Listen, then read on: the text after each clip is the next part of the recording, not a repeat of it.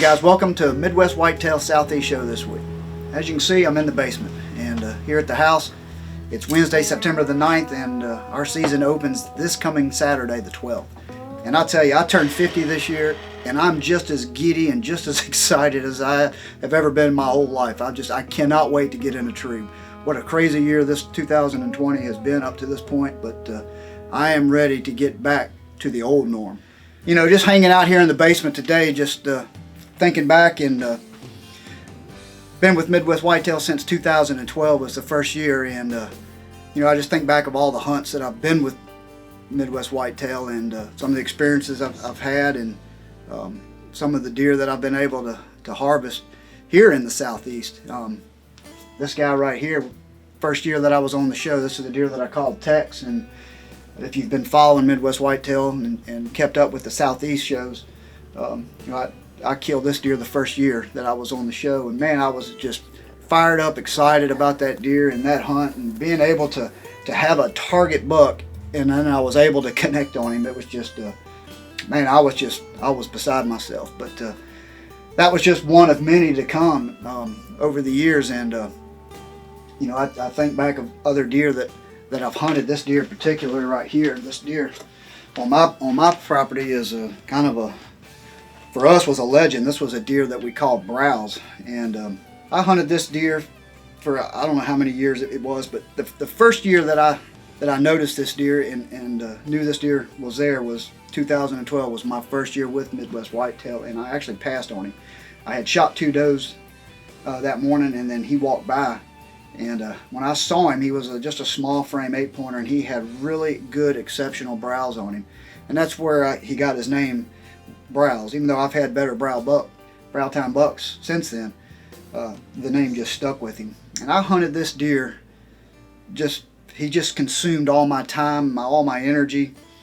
I had several encounters with this deer. I saw him 2 or 3 more times over the years, thousands and thousands of pictures. And long story short, I never did kill this deer, but this I had one of the best encounters with him. I don't even remember what year the show was, but best encounter I had with this deer was on the show, and I don't know if it was 2015 or 16. I can't remember exactly when it was, but had him at 30 yards, and I had one limb blocking the view, and kept me from releasing the arrow on him. And but I never did kill this deer, and he disappeared on me 2 years ago, and the best we could figure, he was probably 9.5 years old.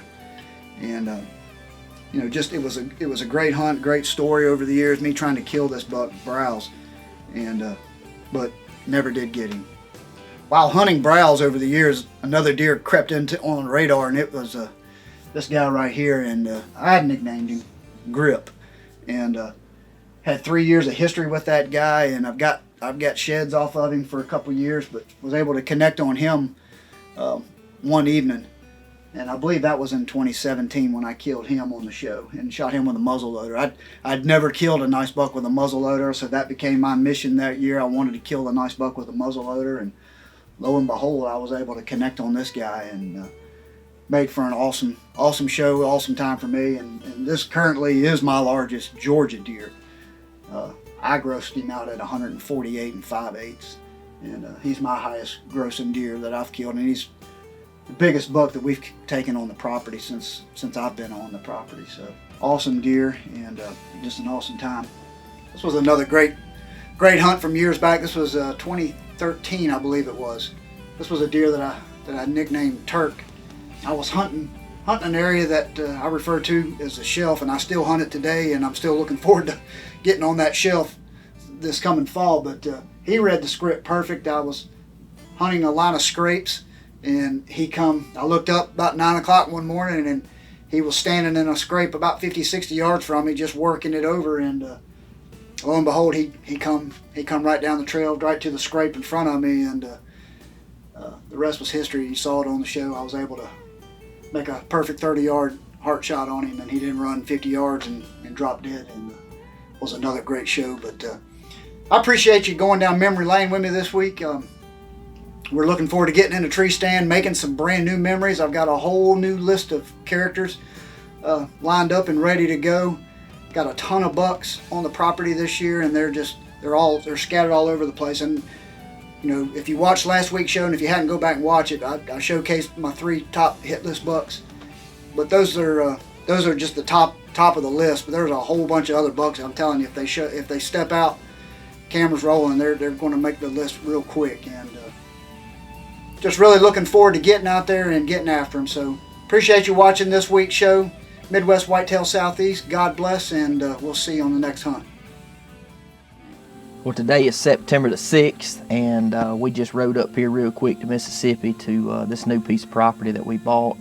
Gonna go ahead and try to put out a couple of cameras, pour out some corn, and just see if we can get a little bit of inventory, kind of see what we have. We know that based off the property that joins it, that there are some good deer here. We got some pictures over the last 9 or 10 years of some really good deer. Been some good deer killed on this piece, so just want to try to get an inventory on that actual piece of property and go ahead and start trying to build some kind of hit list as we move forward towards the hunting season. Like I said last week, we've got a ton of work to do, and hopefully that we can get some redneck blinds put up and some food plots put in before the season gets going good, before the rut kicks in, and maybe we can get a couple hunts on video here. If not, that's okay too.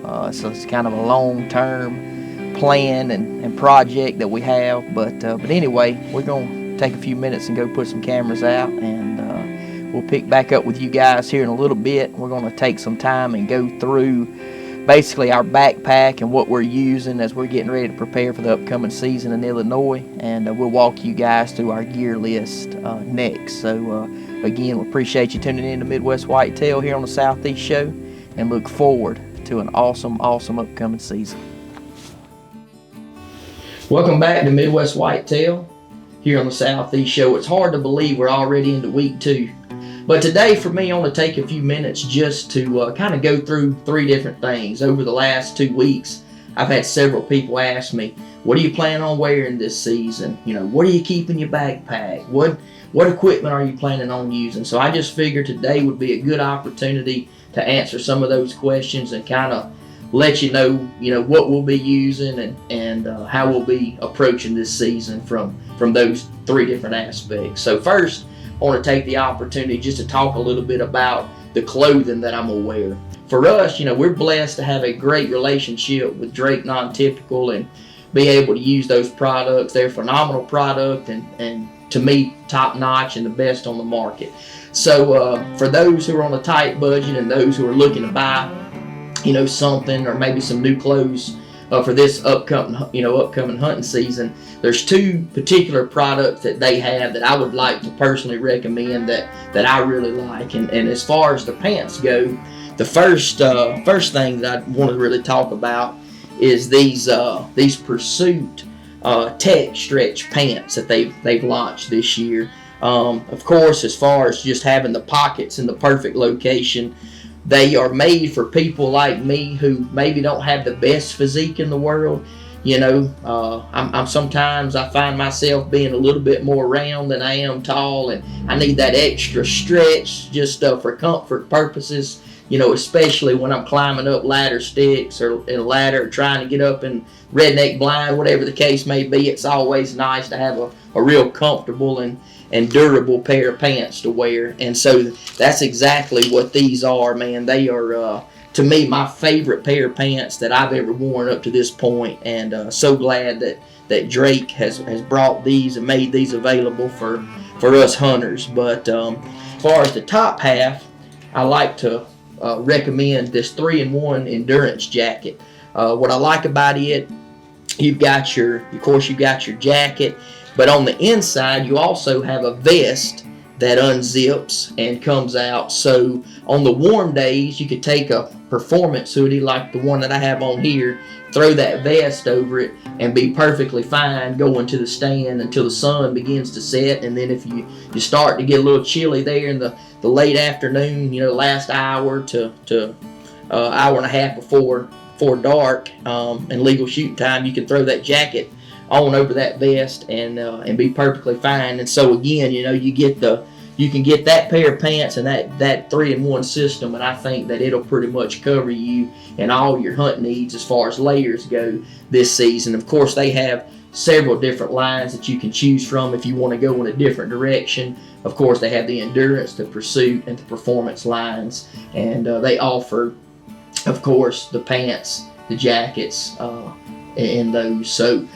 just for me personally, that's what I plan on wearing probably 90% of the time when I'm in the deer woods this year, and look forward to hopefully getting it on here next couple of weeks when we head up to Illinois for the opener on October the 1st. But anyway, just wanted to take some time, talk to you guys a little bit about, you know, what I would recommend as far as somebody on a tight budget, so to speak. But again, if your budget's not quite as tight and you want to explore some other options, Drake non-typical definitely has those as well. So again, we're excited about this season, excited about the Drake products that's launched this year, and can't wait to put them to good use.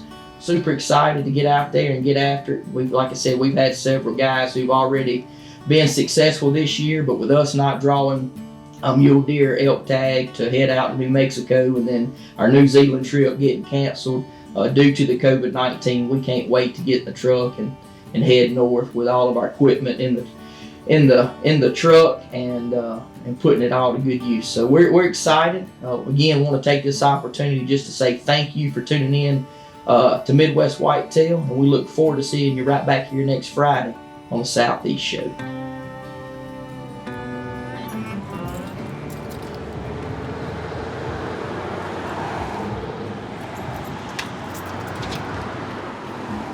Well, welcome to Midwest Whitetail. It's the evening of September the 10th, and I thought I'd take just a few minutes to kind of lay out what our plans are for the season. There's a few things, there's a lot to be excited about, to be honest with you. So coming up this next week, I guess that'll be next Sunday, we're leaving to go to our lease in Kansas, and we're going to try to get a redneck ghillie blind put up in an awesome location. You'll definitely see us hunting there in the rut if we don't tag one next week. We're going to get to hunt a couple of evenings while we're there, so there's some real chance of either me or Lee getting on a buck there. So that's coming first, and our regular season opens in Tennessee September the 26th. This was the third year that Tennessee has let us hunt for 3 days for bucks in velvet, and I hadn't been fortunate enough to get one on any of those hunts, but it's forced me to get my affairs in order sooner than normal, and it really gets me prepared for the regular season. And one of the things that I've done is I've ran cameras earlier than I probably normally would to try to locate bucks, and I found a bunch of them. Nothing huge, but I've probably got one 9-point that's around 140, and I've got just a pile of deer that'll be, you know, 130 or so. And that is above average for where I hunt in Lincoln County, Tennessee. So anything probably north of 125 is above average. Over the next week, I plan on getting all of our annual plots sown. We've got a lot of autumn quick plot to plant, more trail cameras to deploy, more tree stands to hang, and once we go to Kansas next weekend, it'll be on. You know, that'll kick off our hunting season, and we'll go pretty hard until hopefully we get a few bucks, run out of tags. So, but hopefully I'll have more content coming out pretty quick. Maybe next week we can show y'all some of the food plot work we're fixing to do, and after that, hunting season will be rolling, and we'll go from there. So good luck to all y'all. Thanks for following along, and we'll see y'all in the next video.